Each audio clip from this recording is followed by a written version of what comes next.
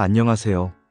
제 이야기를 어디서부터 시작해야 할지 잘 모르겠지만 누군가는 제 얘기를 듣고 아, 저런 일도 있구나 하고 고개 끄덕여줄 것 같아서 용기를 냈어요. 저는 올해 42, 중학교에서 국어를 가르치는 교사예요. 교사라는 직업 덕분에 늘 원칙과 책임을 강조하면서 살아왔고 제 인생도 그렇게만 흘러갈 거라 믿었죠. 저희 집은 엄격하기로 유명했어요. 특히 아버지가 늘 하시던 말씀이 있어요. 정직이 최고의 자산이다.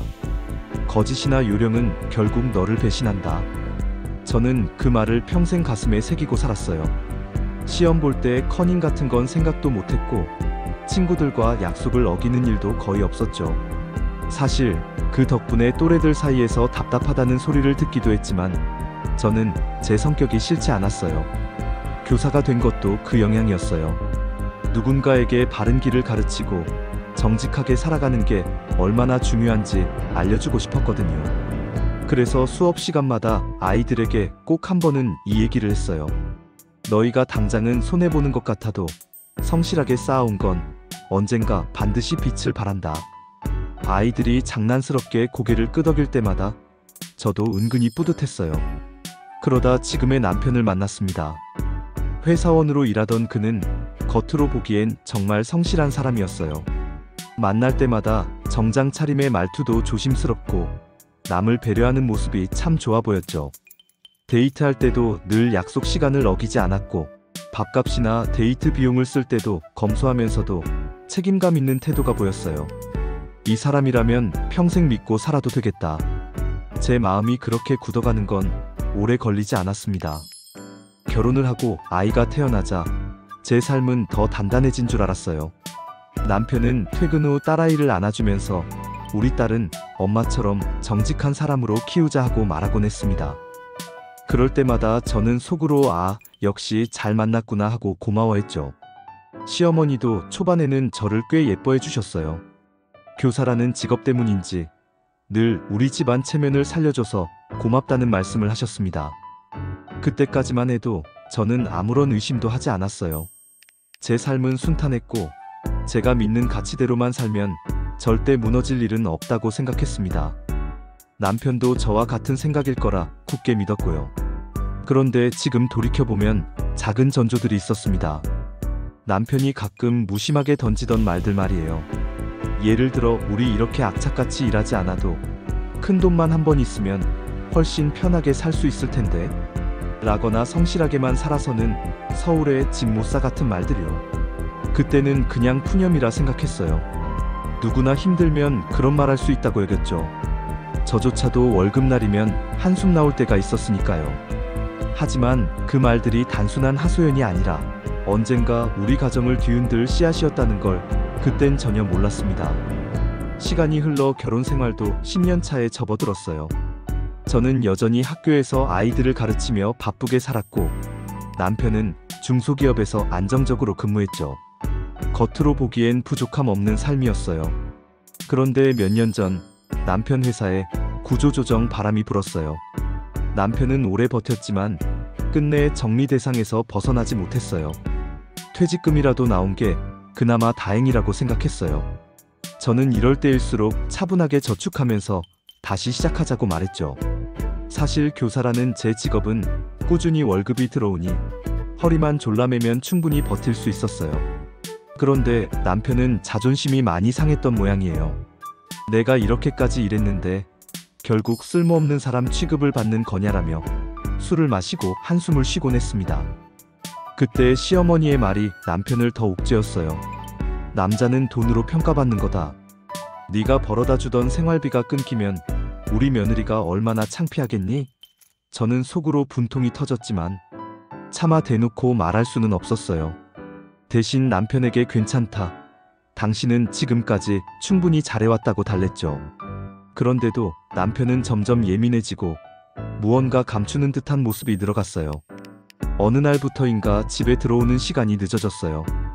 회사도 없는 사람이 무슨 야근을 하냐며 농담처럼 물으면 남편은 지인들 만나서 이것저것 알아보고 있다고 둘러댔습니다. 저는 믿어주려고 했어요. 한 번도 크게 거짓말하는 걸 본 적이 없었으니까요. 하지만 시간이 지날수록 이상한 점이 눈에 띄기 시작했어요. 예를 들면 통장에서 일정한 금액이 현금으로 빠져나갔는데 어디에 썼는지 설명을 못한다든지, 카드값이 평소보다 훨씬 많이 나왔는데 영수증을 보여주지 않는다든지요. 처음엔 그냥 퇴직 후 지인들과 술자리를 하며 쓰는 돈이라고 생각했어요. 하지만 점점 불안감이 커졌습니다. 결정적으로 저를 찔리게 만든 건 딸아이의 말이었어요. 어느 날 딸이 장난스럽게 제 앞에서 휴대폰을 흔들며 말했어요. 엄마, 아빠가 맨날 보는 거 따라해볼까? 룰렛 돌려라. 짜잔. 그 순간 저는 등골이 서늘해졌어요.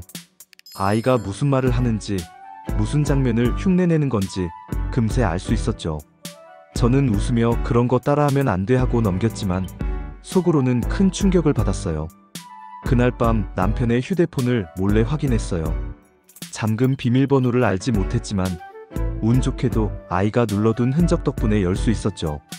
그리고 거기엔 제가 모르는 앱들이 깔려 있었어요. 카지노, 포커, 베팅 같은 단어가 붙은 것들이었어요. 저는 숨이 막혀 휴대폰을 덮었어요.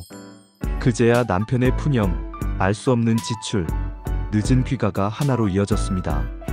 아, 남편이 도박에 빠졌구나. 그 사실을 인정하는 순간 머리가 하얘졌어요. 그럼에도 불구하고 저는 당장 따져 묻지 못했어요. 혹시 내가 잘못 본 건 아닐까? 혹은 남편이 한두 번 호기심으로 들어간 건 아닐까 하는 미련이 있었어요. 그래서 며칠 동안 더 지켜봤습니다. 그런데 상황은 오히려 더 뚜렷하게 드러났어요. 늦은 밤 몰래 방에 들어가 휴대폰 화면을 보면 번쩍거리는 슬롯머신과 카드게임이 눈에 들어왔거든요. 그때부터 남편의 얼굴이 다르게 보이기 시작했어요. 전에는 성실하고 다정해 보였는데 이제는 무언가 감추고 있는 낯선 사람처럼 느껴졌습니다. 제가 그토록 믿어왔던 정직함이라는 가치는 어디로 간 걸까요? 제 마음속에 작은 균열이 생겼고 그 균열은 점점 커져만 갔습니다. 결국 참다 못해 남편에게 따졌어요. 어느 날 늦은 밤 남편이 휴대폰으로 또 뭔가를 보고 있길래 그대로 뺏어들었죠. 화면에는 알록달록한 슬롯머신이 돌아가고 있었어요. 순간 심장이 철렁 내려앉았지만 애써 침착하게 물었어요. 이게 뭐야? 당신 지금 도박해? 남편은 당황한 표정을 지으며 얼버무렸어요. 아, 그냥 심심해서 몇 번 해본 거야. 돈 크게 건 것도 아니야. 하지만 저는 이미 확인했어요. 계좌에서 빠져나간 금액이 수백만 원에 달했으니까요. 이게 몇 번 해본 거라고? 당신 벌써 빚졌지? 제 목소리가 떨렸어요. 남편은 결국 고개를 떨구며 털어놨습니다. 퇴직금 일부와 카드론, 거기에 대출까지 조금 얹어서 이미 몇 천만 원이 날아갔다고 했어요. 순간 눈앞이 캄캄해졌습니다. 제가 평생 지켜온 성실과 책임감이 산산조각 나는 느낌이었어요. 교사라는 직업 때문에 늘 남들에게 본보기가 되어야 한다고 생각했는데 정작 제 가정은 이런 늪에 빠져 있었던 거죠. 그날 이후로 집안 분위기는 무너졌어요. 남편은 미안하다며 손이 발이 되도록 빌었지만 저는 쉽게 용서할 수 없었어요. 그런데 더 답답한 건 시어머니의 태도였어요. 제가 남편의 도박 사실을 털어놓자 시어머니는 오히려 저를 탓했어요. 남자는 한 번쯤 흔들릴 수도 있는 거야. 너처럼 꼬치꼬치 따지니까 애가 더 힘들어진 거지. 네가 교사라서 잘난 줄만 아는구나. 돈 좀 벌면 뭐해? 결국은 남편 덕에 사는 거야. 그 말을 듣는 순간 억장이 무너졌습니다. 저는 교사로서도 아내로서도 며느리로서도 부정당하는 기분이었어요. 저는 겨우 숨을 고르며 대답했죠. 어머니, 힘든 건 저도 마찬가지예요. 그런데 도박은 절대 용납할 수 없는 일이에요. 빚은 대체 누가 갚습니까? 하지만 시어머니는 제 말을 들으려 하지 않았어요. 오히려 저더러 네 월급으로 갚으면 되잖아. 네가 교사라면 안정적이지 않냐라며 무심하게 말했죠. 그 순간 제 가슴속에 응어리처럼 분노가 쌓였어요. 어쩔 수 없이 저는 주말마다 과외와 학원 파트타임까지 뛰기 시작했어요. 교사 일이 워낙 바쁜데도 남편이 만든 빚 때문에 제 삶을 갈아넣는 수밖에 없었죠. 새벽까지 아이들 과제를 채점하다가도 아르바이트를 가야 해서 눈을 비비고 일어났어요. 집에 들어오면 아이는 이미 자고 있었고 남편은 또 휴대폰을 붙잡고 있었습니다. 그런데 제 희생에도 불구하고 남편은 도박을 끊지 못했어요. 빚을 갚자마자 또다시 돈을 빌려다 탕진했어요. 그때마다 그는 이번이 마지막이야. 진짜 이번만 하면 끊을게라며 울먹였지만 제가 믿을 수 없는 건 당연했어요. 친정 오빠에게 결국 털어놓게 됐습니다. 늘 의지하지 않으려고 했지만 이젠 감당이 안 됐어요. 오빠는 제 얘기를 다 듣더니 단호하게 말했어요. 너는 네 인생을 살고 있는 게 아니야. 네 남편 인생을 대신 짊어지고 있는 거다. 더 늦기 전에 끊어내라. 그 말을 듣는 순간 머리를 망치로 얻어맞은 것 같았어요. 저는 남편을 살리겠다고, 가정을 지키겠다고 발버둥 치고 있었지만 사실은 제 인생을 송두리째 갉아먹히고 있었던 거예요. 그날 밤 혼자 앉아 아이가 자는 얼굴을 바라봤어요. 천진한 얼굴로 곤히 자는 아이를 보니 눈물이 터져 나왔습니다. 이 아이가 커서 아빠처럼 살게 할 순 없어. 그리고 내가 이대로 무너져서는 안 돼. 제 안에서 무언가 결심이 굳어졌어요. 남편의 도박이 반복될수록 제 마음은 점점 굳어졌어요. 저는 끝까지 믿고 싶었지만 믿음은 더 이상 설 자리가 없었어요.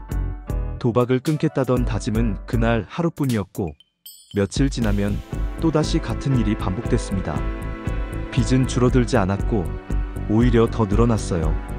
어느 날은 제 앞에서 무릎까지 꿇으며 정말 이번엔 마지막이야 라고 울던 남편이 불과 일주일 뒤 또 카드값에 허덕이고 있는 걸 봤을 때 저는 모든 게 끝났다는 걸 직감했어요.